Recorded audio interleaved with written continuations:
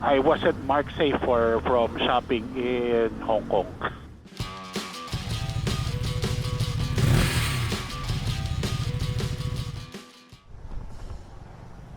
Hi guys, welcome back. So kakabalik lang namin galing Hong Kong. It was just a very short trip. We were there for 2 nights, 3 days. So quick business lang, and then since nandoon na, I decided to swing by two of my very frequent motorcycle shops while I'm there. One is Helmet King and the other is Motomart. So inuna ko yung Helmet King. And I think it has to do with the Chinese New Year kasi it's the week before Chinese New Year. So may mga sales sila. So may mga items na naka-sale, and at the same time, meron pa sila additional sale. If you buy 2 pieces, you get 10% discount. If you buy more than 2, you get 20% discount. So I was looking around because while I was browsing the website, makikita mo na ano yung mga items na meron sila. And nakita ko isang t-shirt na nakasulat Ducatista. So it was on sale. Yun yung gusto ko lang makita how the shirt looks. So I went there.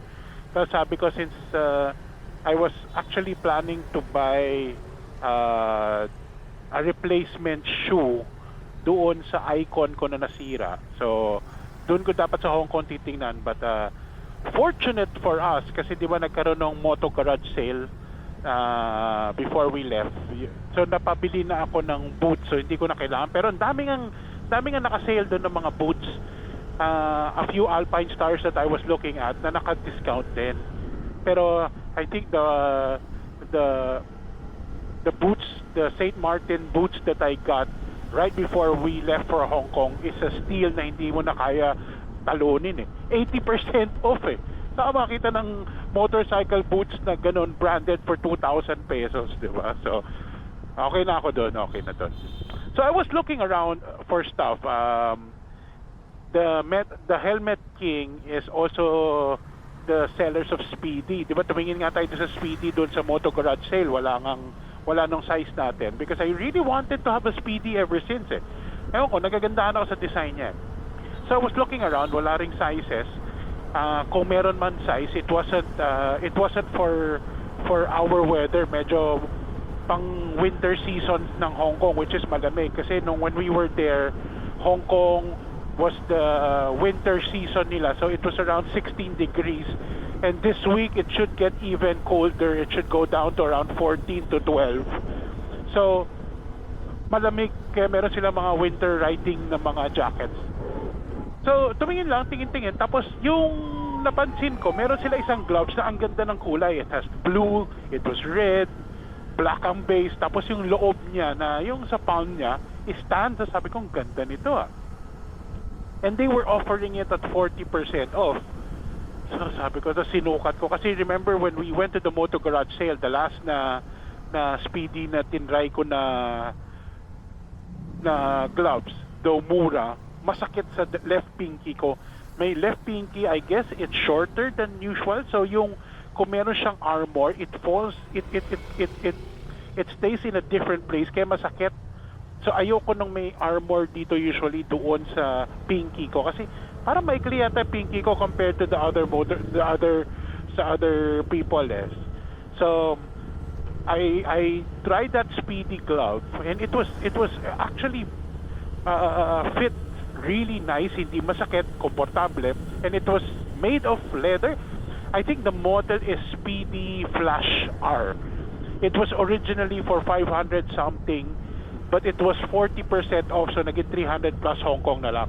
So the Hong Kong dollar is, if you're going to use the GCash conversion, it was 7.6. It was 7.61 or 62 during the time we were there.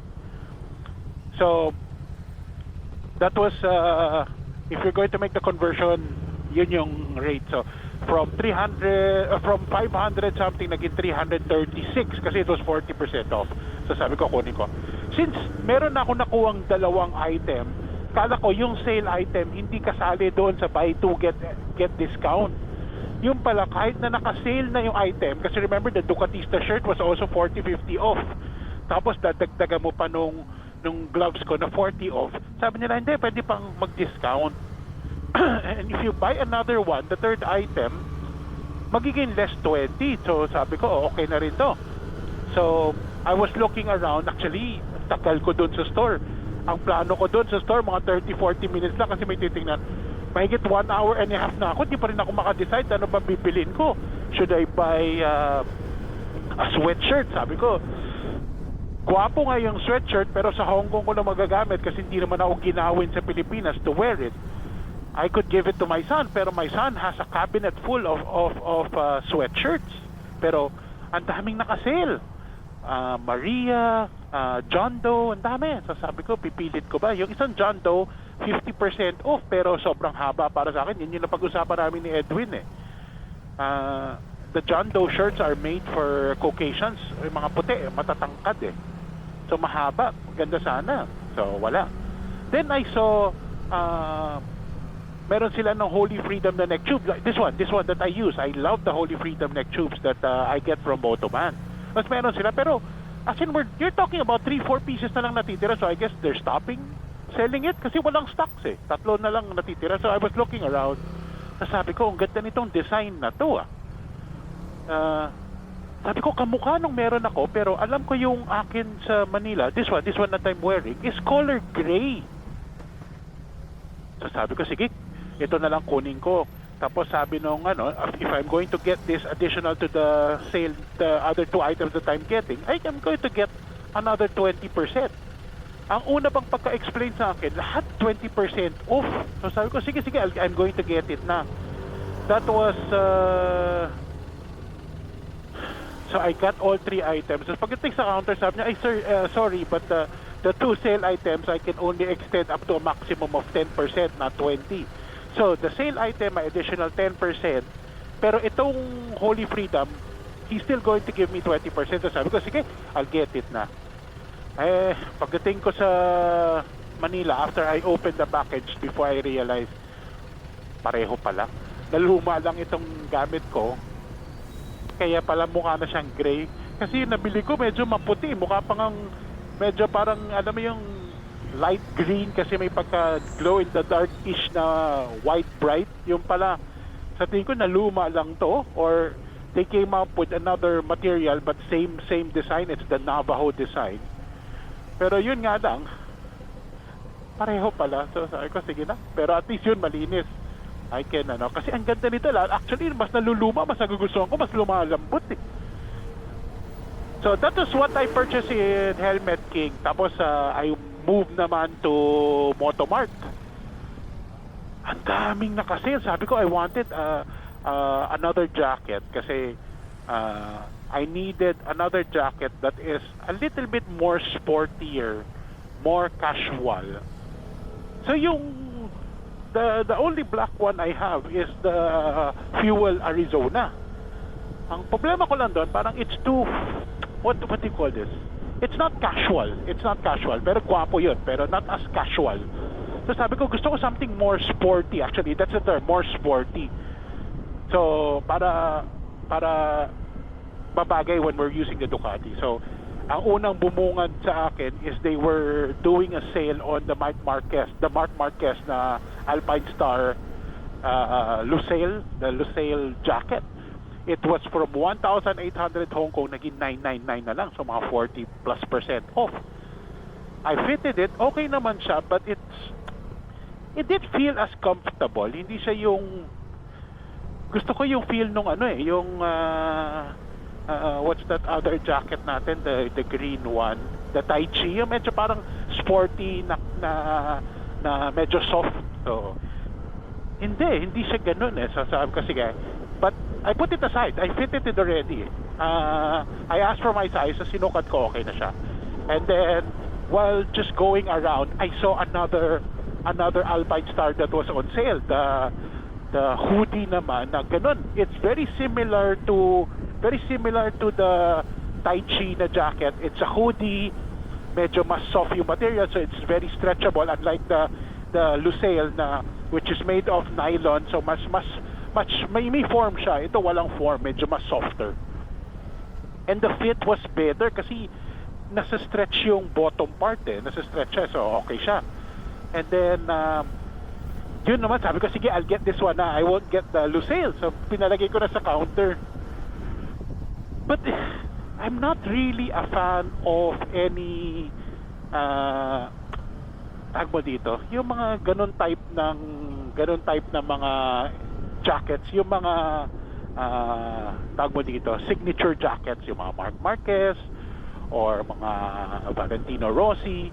I'm not a big fan of those type of mga yung mga type of design yung mga may number, tapos 93 pa ako, 92 lang yun, kukunin ko na because I did graduate from high school in 92, so sabi ko kukunin ko na dapat yun. So 93 per, sabi ko ang laki ng discounted. The hoodie was 40% off naman. So okay, so sabi ko sige, just put it in the counter, I'll be going around to look at other things. Magto 2 hours na ako doon, tapos nakita ko tong so I saw this Alpine Star Moflo hoodie. Sabi ko, ang gwapo nito, tapos it looks very very comfortable kasi mesh type siya pero hoodie, so very sporty pero mukhang very very comfy, lalo na with the Philippine weather. Tapos sinukat ko, iba yung gustong gusto ko yung fit sa katawan ko slightly structured but not as structured as the Lucille. Tapos very siya, very mesh talaga. It's made of whole mesh. Pero yung mesh niya, hindi yung sobrang lambot na mesh. Medyo may konting structure.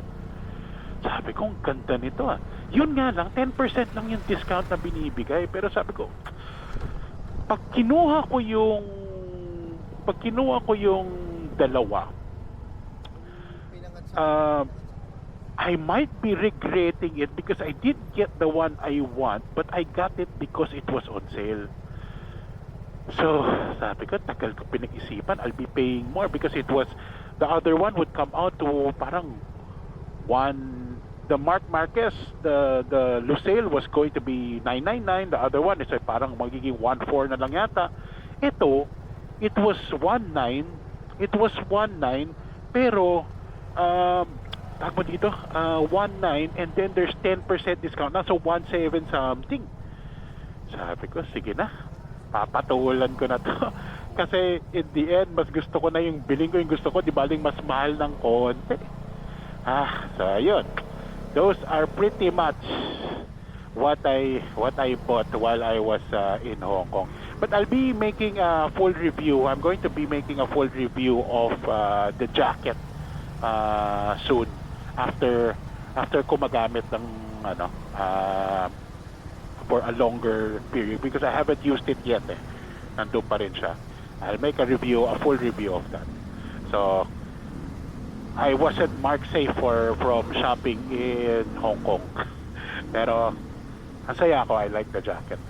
Okay guys, thank you very much. If you haven't, please don't forget to like and subscribe. Bye.